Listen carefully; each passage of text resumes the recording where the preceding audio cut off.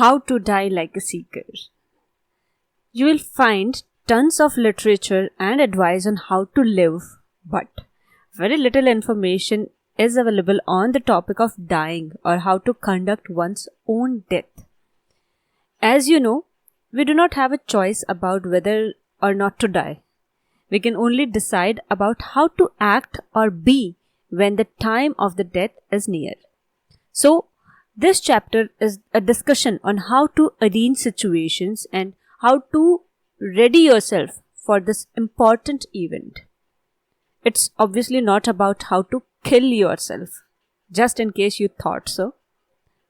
How to avoid death. Death is certain. It will happen anytime, any day, or for any reason. We have no control over when it can happen or how it can happen. All we know is that it will happen. However, we can do our best to lower the chances of an unexpected death, especially if you are young and are not yet prepared for it. From the point of view of a non-seeker, his whole life is a struggle against death. Life is a matter of survival. When survival is ensured, what they do is more survival, more of everything, more food, more land, more houses, more mates, more social status or power, and so on. Obviously, this does not evade death, and usually their death is a consequence of their lifestyle. Too much of anything means a risk. A bad lifestyle full of struggle and stress, unhealthy food and drinks, too many partners, too many enemies, too much travel, etc., may lead to a premature and painful death. As we witness often, for a seeker, survival is a piece of cake because he doesn't need to do an excess of it, just minimal or a comfortable amount. The rest of the time is devoted to seeking, not in running around the maze of survival.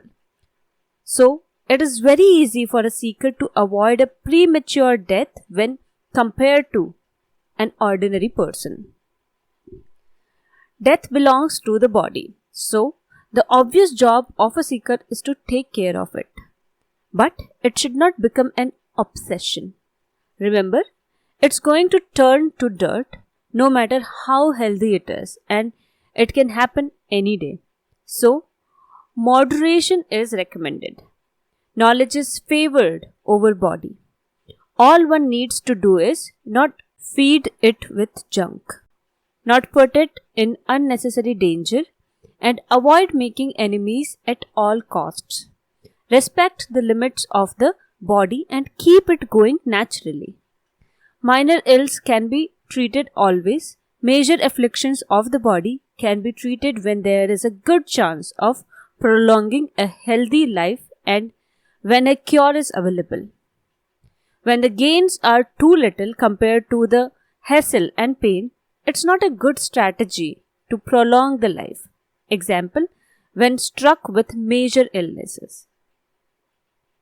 Body has everything it needs to keep it going for many years without any maintenance at all. All you need to do is do not break it.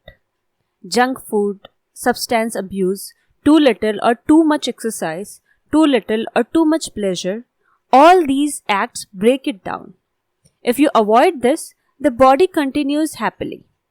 You will notice that the body needs just good food, clean air, water, and surrounding. It's the mind or ego that needs to abuse the body to get pleasures out of it. It's the mind or ego that needs 20 mentions and 50 partners and wants to dominate people around and use his body as a means. A seeker sees this tendency of the mind and puts brake on it. Rest is easy. Living a peaceful and simple life, the chances of getting killed in an accident or by enemies, thieves or military are minimal. You will be in trouble if you hoard a lot of shiny stuff, insult people right and left, or engage in warfare or power games. Seeking adventures can also land you in the lap of death prematurely. A seeker realizes that and maintains a peaceful, calm, and content life. The only thing that are important is knowledge, happiness, and freedom. Obviously, these do not result from a bad lifestyle. By bad lifestyle, I mean the actions that I described above, which are less conducive for a long and healthy life. Preparation. It starts with the realization that death is uncertain and can happen any day.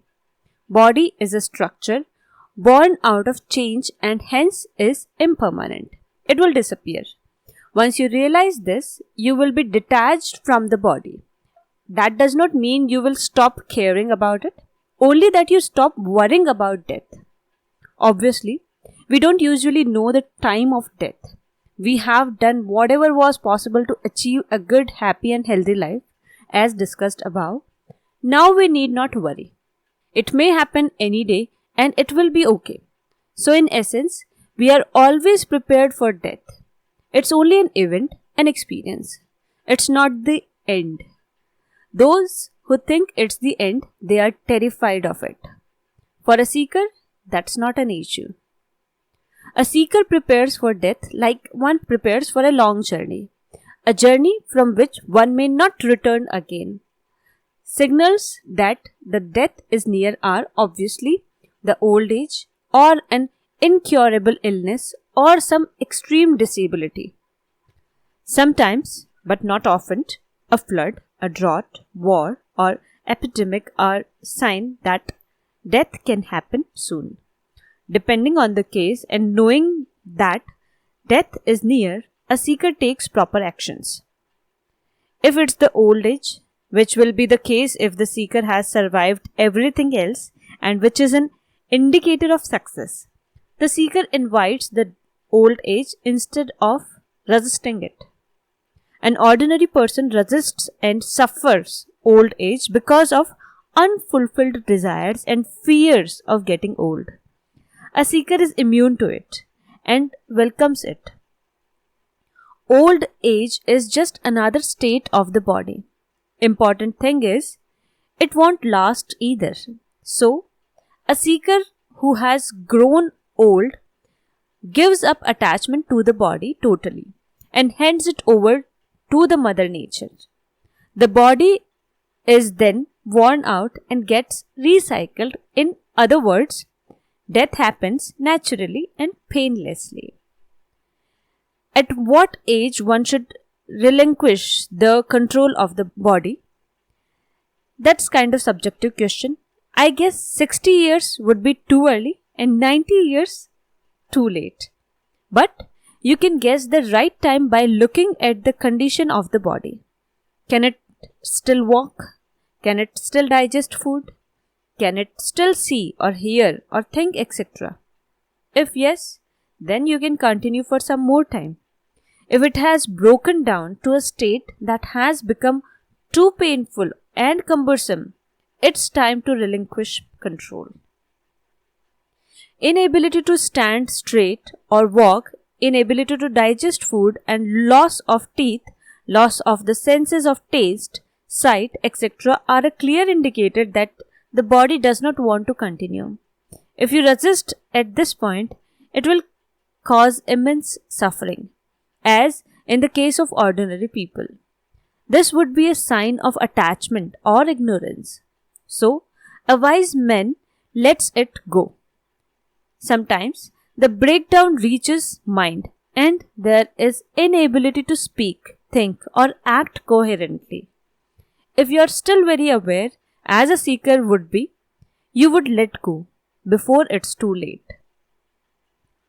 Old age cannot be cured presently, but it can be made less painful.